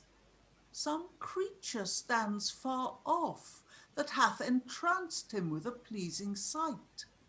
Amazement, wonder, stiff astonishment stare and stand gazing on this miracle, perfection of whate'er a humane thought can reach with his discursive faculties. Thou, whose sweet presence purifies my sense and dost create a second soul in me, dear Katherine, the life of Pasquil's hopes. Dear Pasquil, the life of Katherine's hopes. Once more let me embrace the constanced one that e'er was termed her sex perfection. Once more let me be valued worth his love, in decking of whose soul the graces strove. Spite hath outspent itself, and thus, at last, we clip with joyful arm each other's waist. Pardon me, thou dread omnipotence. I thought thou couldst not have thus have blessed me. O thou hast stewed my grey hairs with thy joy, and made my old heart sprout with fertile joy. Oh, forget, dear father, that my act hath wronged the quiet of your age. No more, no more. I know what thou wouldst say. Daughter, there's nothing but salvation could come unto my heart more gracious than is the sight of my dear Katherine. Son Pasquil now, for thou shalt be my son. What frolic, gentle youth? Is Mamon here? Oh, sir, Master Mamon is in the city of Jewry, called Bethlehem, alias plain Bedlam. The price of whips is mightily risen since his brain was pitifully overtumbled. They are so fast upon his shoulders. Oh, sacred heavens, how just is thy revenge! Why, did he cast you in the labyrinth of these strange crosses? Yes, honoured knight, which in more private place and fitter time I will disclose at large. Faith, sister, as I am your elder born, so will I match before or with you sure, young Master Brabant. By this light not I. Honest Master Ellis. No, indeed, not I. I do not use to marry, for even as black patches are worn, some for pride, some to stay the room, and some to hide the scab, even so John Ellis scorn her that has scorned him. Virtuous Master Planet. Errant wandering star, we ne'er shall ne'er agree. Master Brabant, Master Planet, Master Ellis. Faith, I'll have any. Nobody will have thee. This is the plague of light inconstancy. Go, Tweedle. Bid the butler broach fresh wine. Set up wax lights and furnish new the boards. Knock down a score of beefs. Invite my neighbours straight and make my dresses groan with weight of meat. Master Ellis, pray you let us hear your high Dutch song. You are admired for it. Good, let's hear it. I do not use to sing, and yet, even when the sky falls, we shall have larks. Even so, when my voice riseth, you shall have song. And he sings, holding a bowl of drink in his hand. Give us once a drink, four and black bowl. Sing, gentle butler Ballimoy, four and the black bowl. Sing, gentle butler Ballimoy. Give us once some drink, four and the pint pot. Sing, gentle butler Ballimoy, the pint pot. But four and black bowl. Sing, gentle butler Ballimoy. Give us once a drink, four and the quart pot. Sing, gentle butler Ballimoy, the quart, the pint pot. Four and the black bowl. Sing, gentle butler Ballimoy. Give us once some drink, four and the paddle pot. Sing, gentle butler Ballimoy, the pottle, the quart, the pint pot. For and he, the black bowl. Sing, gentle butler Ballimoy. Give us once a drink, four and the gallon pot. Sing, gentle butler Ballimoy, the gallon, the pottle, the quart, the pint pot. For and the black bowl. Sing, gentle butler Ballimoy. Give us once a drink, four and firkin. Sing, oh, my screen just went black for reasons I know not. It was just the screen trying to put you out of your misery because, as the viewers at home don't know, that's barely scratching the surface of this absolutely massive song, which is basically picking up more and more drinks as we're going along in a sort of onward game. To be fair, I don't think we necessarily gain more from reading the rest of it at this time. We sort of established the game, and it's lovely to have so many lyrics in this text, and we get it. This is a really extensively printed song. They really go to town. It's several pages I think in the original printing. So this is clearly a popular lyric and a popular song, and it's a fun. I think as a song, it's actually really fun because it's this sort of you add another drink each time the song the bit gets longer, and it's really quite fun. Lots to unpack. We haven't quite finished the play, but I think while we're paused, we'll just briefly go over some of the events. Alan, you were going to say something? Yeah, I mean the song is basically a modern equivalent, be something like 10 green bottles. Oh, is there a UK version? Because when I was in high school, it was 100 bottles of beer on the wall. 100 bottles of beer on the wall. Take one down, pass it around, 99 bottles of beer on the wall. Yeah, it's the same game. But So additive rather than minusive. Minusive? Yeah. Anyway, Helen. Yes, the elements are in fact a very nice way of remembering all the early modern liquid measures. Ton, pipe, butt, hogshead, barrel, kilderkin, firkin, gallon, pottle, quart, pint pot. And the black bowl. And the black bowl. Yeah. And the game in that's really, really rather fun. But yeah, a lot's happened in this scene. We have a series of meta jokes about the Children of Paul's, who are of course the performing company. I think for a modern performance, you should probably swap that in with whoever's playing the play at the time. Catherine turns up, and they're good. yeah. I've heard them. They do some great stuff. And the audience don't stink. No, they don't. This is a definite advantage. Catherine turns up. She's fine. I mean, there's such a fascinating red herring to all of that. Of like, it's just it was not a massive thing. She just says, "Oh yeah, I got some. Went to someone, got some stuff. It was fine. It cleaned. Which, yeah, I have other additional thoughts about that whole plot line. But then we have the therapeutic power of music. a little exaggerated. But there are benefits to music therapy does exist. The early modern equivalent here is rather more excessive, but the point is taken. And Mamon's been sent to an asylum. So, yay! Are we supposed to feel fine about that? I mean, he was a horrible guy, but anyway. So yeah, quite a lot of plot threads, and then Camelia. Everybody says No. yeah, F you. Basically. Thoughts from the room before we complete the text. Elizabeth. Yeah, I was just really, really enjoying this play. I was trying to think of any other text we've done that does this, that kind of goes to those dark places and then kind of runs out quickly. Especially that whole scene of the offstage gunshot and then the bringing of the hat and the cloak. I thought, oh, there it is. The play's going to take a dark turn. But it doesn't. It recovers it quite quickly. And so does it with the meeting of Pasquil and Katherine again.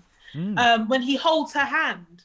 And I think Marston plays a very clever game in this text with going to quite dark places and then running away from them very quickly. Yeah, it's like he nips into the dark place and goes, oh, it's a bit dark in here. It's a bit dark in here. Someone turn the light on. Briony. The reaction of Pasquil's kind of interesting if you think about it as well, because he goes mad in reaction to what's happened to Katherine, but he doesn't say that he's going to stick by her even though she's not beautiful anymore. You know what I mean? She's still alive, but he just goes off on one instead of supporting her. There's something very teenagery about them as well. There's something very there's a lot of potential, but so much of stuff is happening for effect and at pace. I think there's something really interesting to say about that a little later on. Other thoughts, Helen? Yeah, I'm interested in the apparent age of the younger sister, because her behaviour and everything that goes on and the influence of her maid, it's quite different if she's sort of 18-ish. But if she's only 14, then there's a lot more understandable. Yeah, but I assume she was the younger sister since she was so unstable and so forth. So it's odd that she's the older one. No, she isn't, is she? Catherine's older. No, Camilla. Camilla's the older one. Yes. Good heavens. She's been doing this for a while, and I think people have had enough. Just a note, Lynn, there are two of you currently. I don't know whether both of you want to remain in place. It's lovely to have you in stereo. It's great. Sorry. Anyway, we'll hold off on thoughts because we still have a tiny little bit. There's still a plot thread or two that haven't been fully tied up. But Ellis has done his party piece. We'll take it as read for the rest of the song. Can I suggest we just have the last line of it? Yes, I think we can have possibly have the last line if whichever Lynn wishes to do it. Someone should take that because I can't see my script. I'm sorry. Okay, so Alan, do the last. Oh no, you can't do the last line. You're speaking next. Lois, say the last line. Sing, gentle butler Ballymoy, the tun, the pipe, the butt, the hogshead, the barrel, the killerkin, the firkin, the gallon, the pottle, the quart, the pint pot, or in the black bowl, sing, gentle butler Ballymoy. Well done, i' faith. 'Twas chanted merrily. What, my gallants? Ne'er a tickling jest to make us sound with mirth ere we go in? Faith, gentlemen, I have brewed such a strong-headed jest will make you drunk and reel with laughter. You know Monsieur John for the King? Very well, he read French to my daughters. I, to gull the fool, have brought him to my wife as to a loose lascivious courtesan, she being a mere stranger to the jest, and there some 3 hours ago left him. But I am sure she hath so cudgelled him with quick sharp jests, and so battered him with a volley of her wit, indeed he is exceedingly witty and admirable chaste, that in my conscience he'll never dare to court women more. Would to God he were returned. Indeed, enter King. See, even on your wishes, come. Jésus préserve you, sweet Maître Brabant. By God, the most delicate plump wench that ever me torché. Me am your slave, your peasant. By God, votre service whilst I live for this. He would persuade you now that he touched her with an immodest hand. Oh, cher, by God, me touche her, and touche her, and me touche her. Me ne'er touch such a wench. The fine foot, the cleanest leg, the sleekest skin, and me tell you Sir Token, she hath the finest little wart, you know where. Hey, by God, me ne'er touch such a wench. Pray God, he have not brewed a heady jest indeed. Why, faith, gentlemen, I am cuckold. By this light I am. By God, me no know. You tell me 'twas a courtesan. Pray to pardon me. By my throat, me teach you French the end of the world. Come, here's thy cap of maintenance, the coronet of cuckolds. Nay, you shall wear it, or wear my rapier in your guts, by heaven. Why dost thou not deserve to be thus used? Why shouldst thou take felicity to gull good honest souls, and in thy arrogance and glorious ostentation of thy wit, think God infused all perfection into thy soul alone, and made the rest for thee to laugh at? Now, you censurer, be the ridiculous subject of our mirth. Why, fool, the power of creation is still omnipotent, and there's no man that breathes so valiant, learned, witty, or so wise, but it couldn't equal him out of the same mould wherein the first was formed. Then leave proud scorn and honest self-made cuckold. Wear the horn. Wear the horn? Aye, spite of all your teeth, I'll wear this crown and triumph in this horn. Why, faith, 'tis valorously spoke fair, sir. We'll solemnise your coronation with royal pomp. Now, gentlemen, prepare a liberal spirit to entertain a jest, where free light, jocund mirth shall be enthroned with sumptuous state. Now, music, beat the air, entrance our thoughts with your harmonious sounds. Our fortune laughs, and all content abounds. And they exit. She hath the finest little wort, you know where.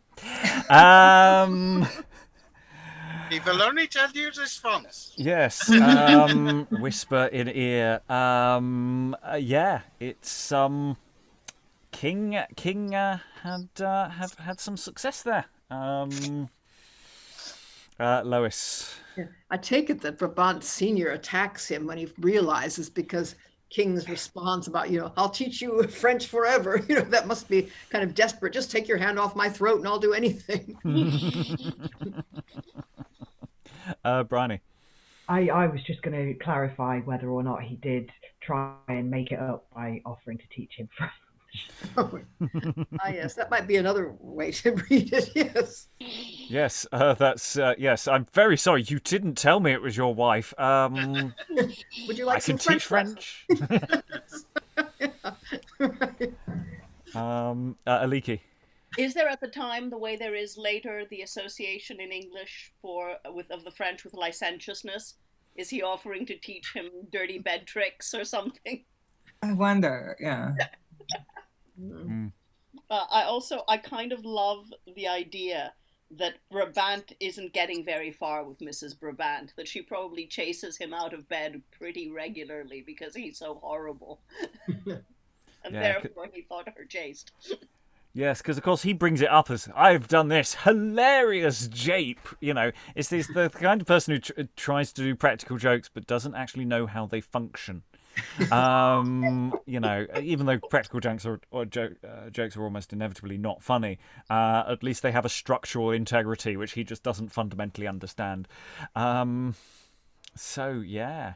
Yeah, because they're like, did you tell your wife? Nah. did you let her in on this? Nah. Yeah. All went well. Elizabeth. Yeah, I was thinking, like, on the surface, the play is like quite jovial and it's quite cordial, but underneath it, I think there's some serious gender politics that are very troubling.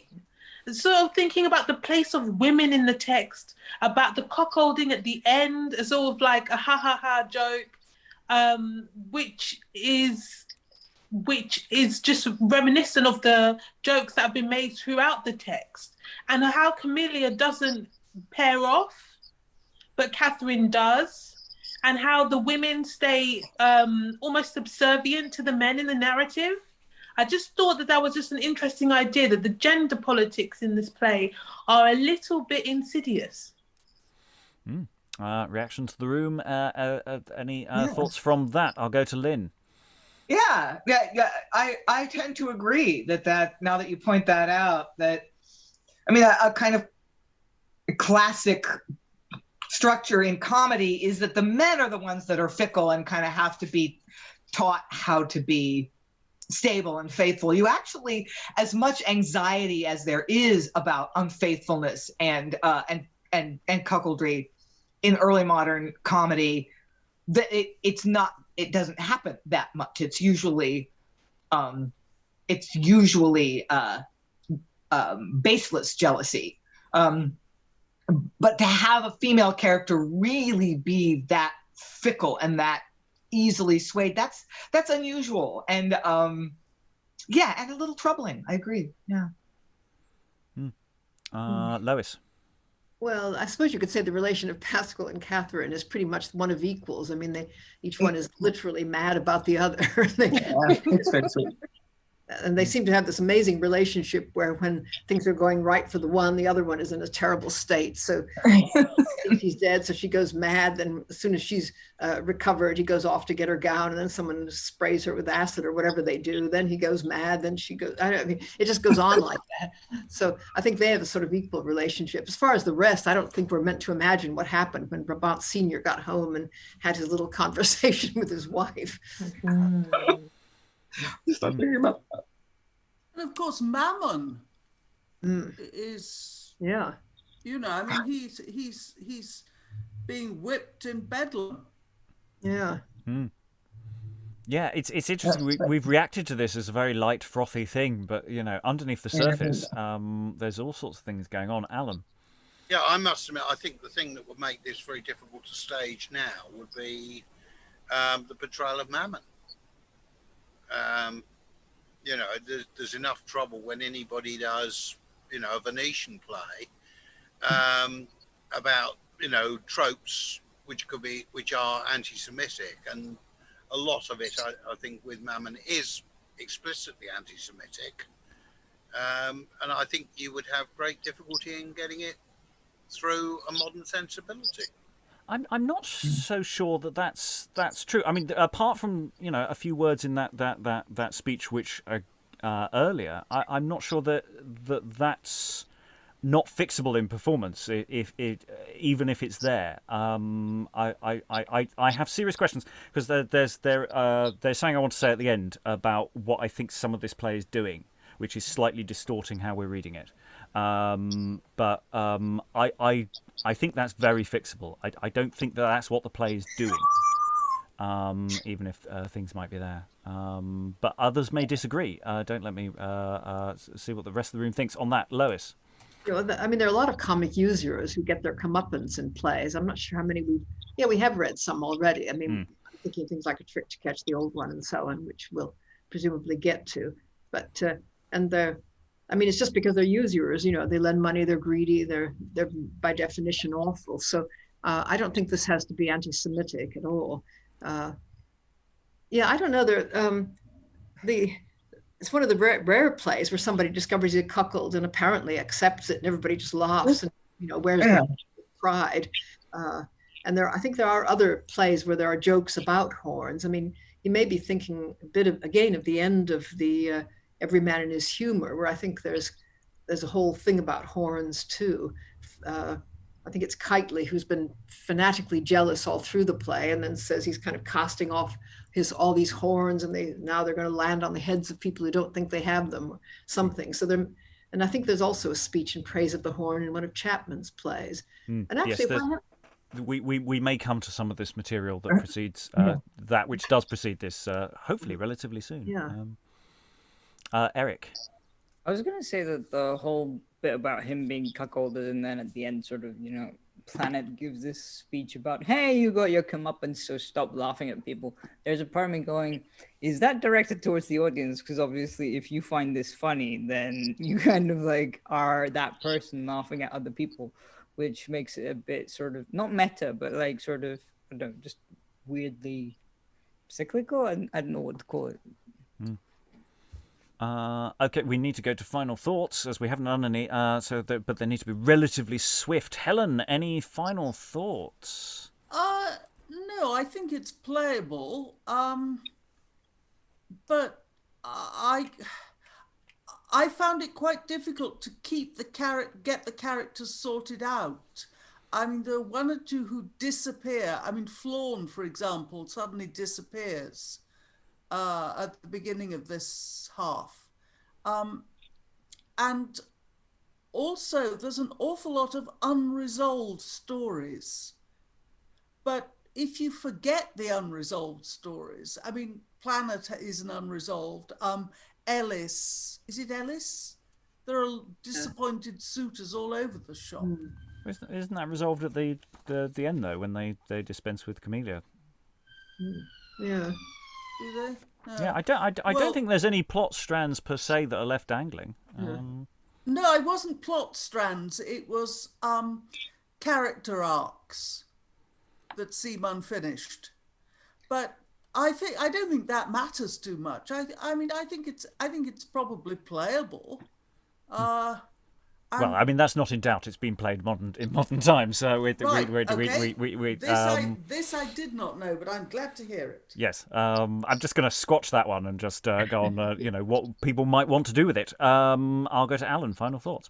Yeah, I mean, in terms of the character arcs, if Helen means that some of the chaps end up escaping being sentenced to matrimony, yes, that is the case.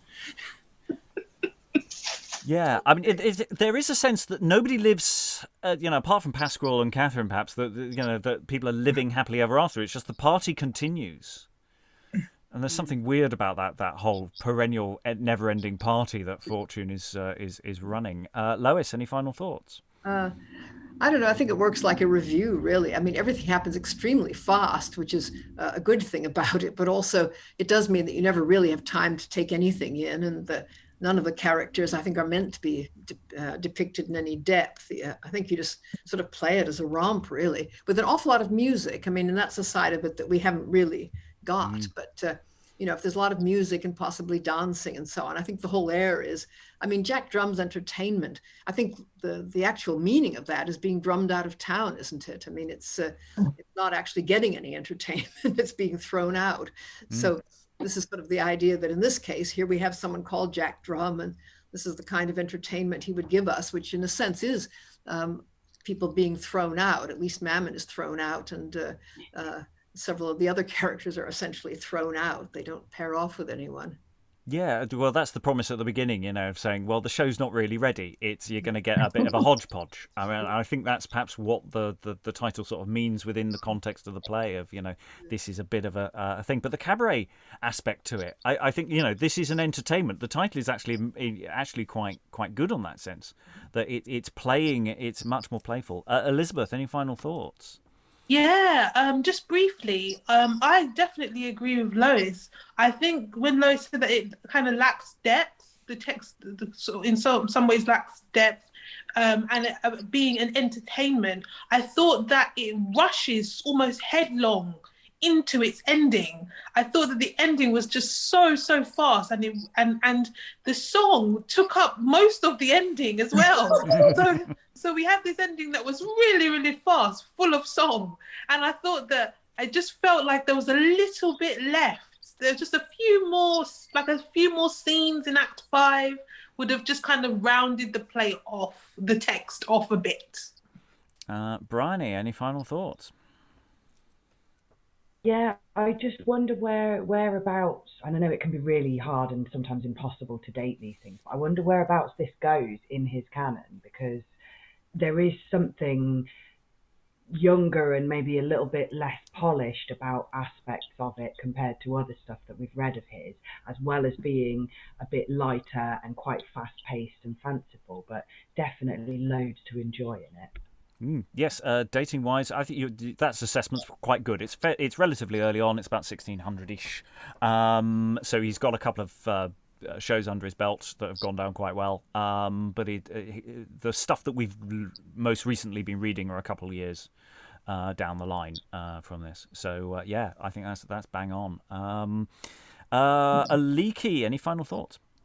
Nothing really to add. I just really enjoyed it, and I would love for us to do it. Excellent. Lynn, any final thoughts? I have the same sense as Briony. This feels a little like apprentice work, since it's just what I was thinking when we started today. Is the big challenge of this is it's so messy. As Helen said, it's hard to keep track of what's going on. Although I think if you had visuals as well as, if you had actual bodies as well as the text, it would be easier for the viewer to keep track. But here at the end, the part that I find most troubling, and that I think maybe a modern audience might find really troubling, or they should, is that Mamon, although we hate him and he's a horrible person, the fact that he's, confined in a dark room and being whipped, and he deserves that, and ha ha ha. I mean, the fact that in the early modern period, mental illness was treated this way, maybe that's not something we want to at all look like we're approving. So I might just sort of cut that bit. We just lose track of Mamon, he goes away. Aliki's not doesn't wholly agree on that point. Rachael, I'll go to you. Final thoughts. I think doing this play is the actual reading of it was very fun. I think it's a very complicated text in the way that there are these problematic elements to it that come up, with the gender politics, and also with Mamon, because I do think that is some sort of anti-Semitic, portrayal of somebody. I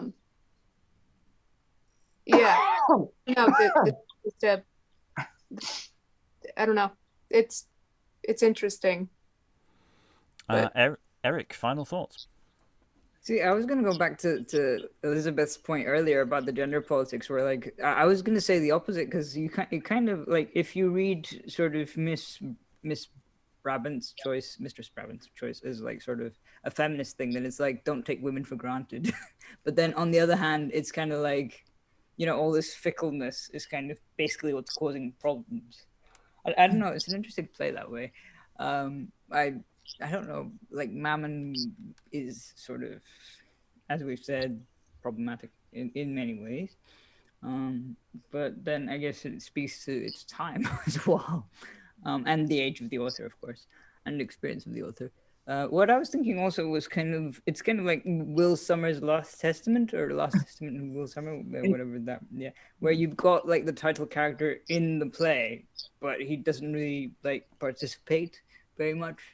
I mean, in this one, Jack Drum actually just, ends up in a sack and then just sort of gets, walks off stage about, halfway through Act 4 or something, if I'm not mistaken. Yeah. So, yeah. I think he might be about, but he doesn't really do anything after that point yet. Yeah. Lois. Yeah, I mean, I think this is quite early in the the run of the Paul's Boys, wasn't it? I mean, had they just opened? This really feels like almost their opening performance with lots of bits to show off everybody in the company, including the ones that were better singers than actors and better dancers than actors, and lots of the smallest boys and the pages and the maybe some of the women. I don't know. It just and if people saw it like that, then they probably wouldn't particularly care that there wasn't a through line or, and anything to take home with you. It would just have been like a sort of huge review. Yes, and I mean, that's my sort of unsupported theory, is that there are those moments which feel really weirdly rushed or just feel like someone's doing a bit of demonstrative passion playing, feels like they're deliberately referencing something. That we're either because there's a text we don't have that it's referencing, so that moment with the oil it seems to me to make much more sense if the audience already has something to hang their hat on that moment, because it doesn't really make any sense. So I'm just wondering if there's something going on there, in the same way as the moment when Mamon loses it is directly referencing something else, and even if it's just for that moment, that's just essentially a gag for that moment, that it's making fun of another text. And I wonder if that's a game that's actually happening throughout the whole play, because it's an entertainment that's sort of been hung on various things. It's not just doing a series of set pieces, but it's like moments in a film like Shaun of the Dead where you're suddenly referencing a film, you're referencing a thing, even if the play still holds up on its own right, and that's sort of what I'm feeling about it, and why certain things don't fully make sense, because the audience would be filling those gaps in for us. Lynn? Yeah. I get that feeling also. Oh, I like that theory a lot, because it just sort of intuitively that sounds right to me. That either we've got a lot of in gags, Easter eggs, whatever, that are referring to texts that we've lost, and we've lost a lot, or that they're actually repeating plot devices or tropes in this period that many different texts have used, and they're familiar because more than one play that we no longer have has used them. Yeah, so I really feel like this is in conversation with the drama of the period in ways that we really don't have access to anymore. Sadly, we have run out of time. Good. I really wish we could talk about this more, because I think we've sort of opened a lovely can of worms, and I'd like to give them a chance to wriggle about, but we just don't have time. We'll hopefully be able to do that another time.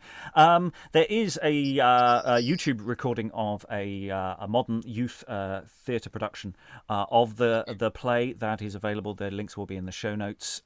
It's not NC Live or anything, but it is a multi-camera recording of a take of the show that does exist, and you can look at some of the performance strategies that exist there for dealing with this huge selection of random people that the play does throw at you, and that question about keeping all the plot threads in your head is a really good one. We may return to this sometime soon. We'll definitely return to it at some point. All that remains is to thank all the wonderful readers for all their wonderful reading. Thank you very much, everyone, and goodbye. De cock of my humour is down.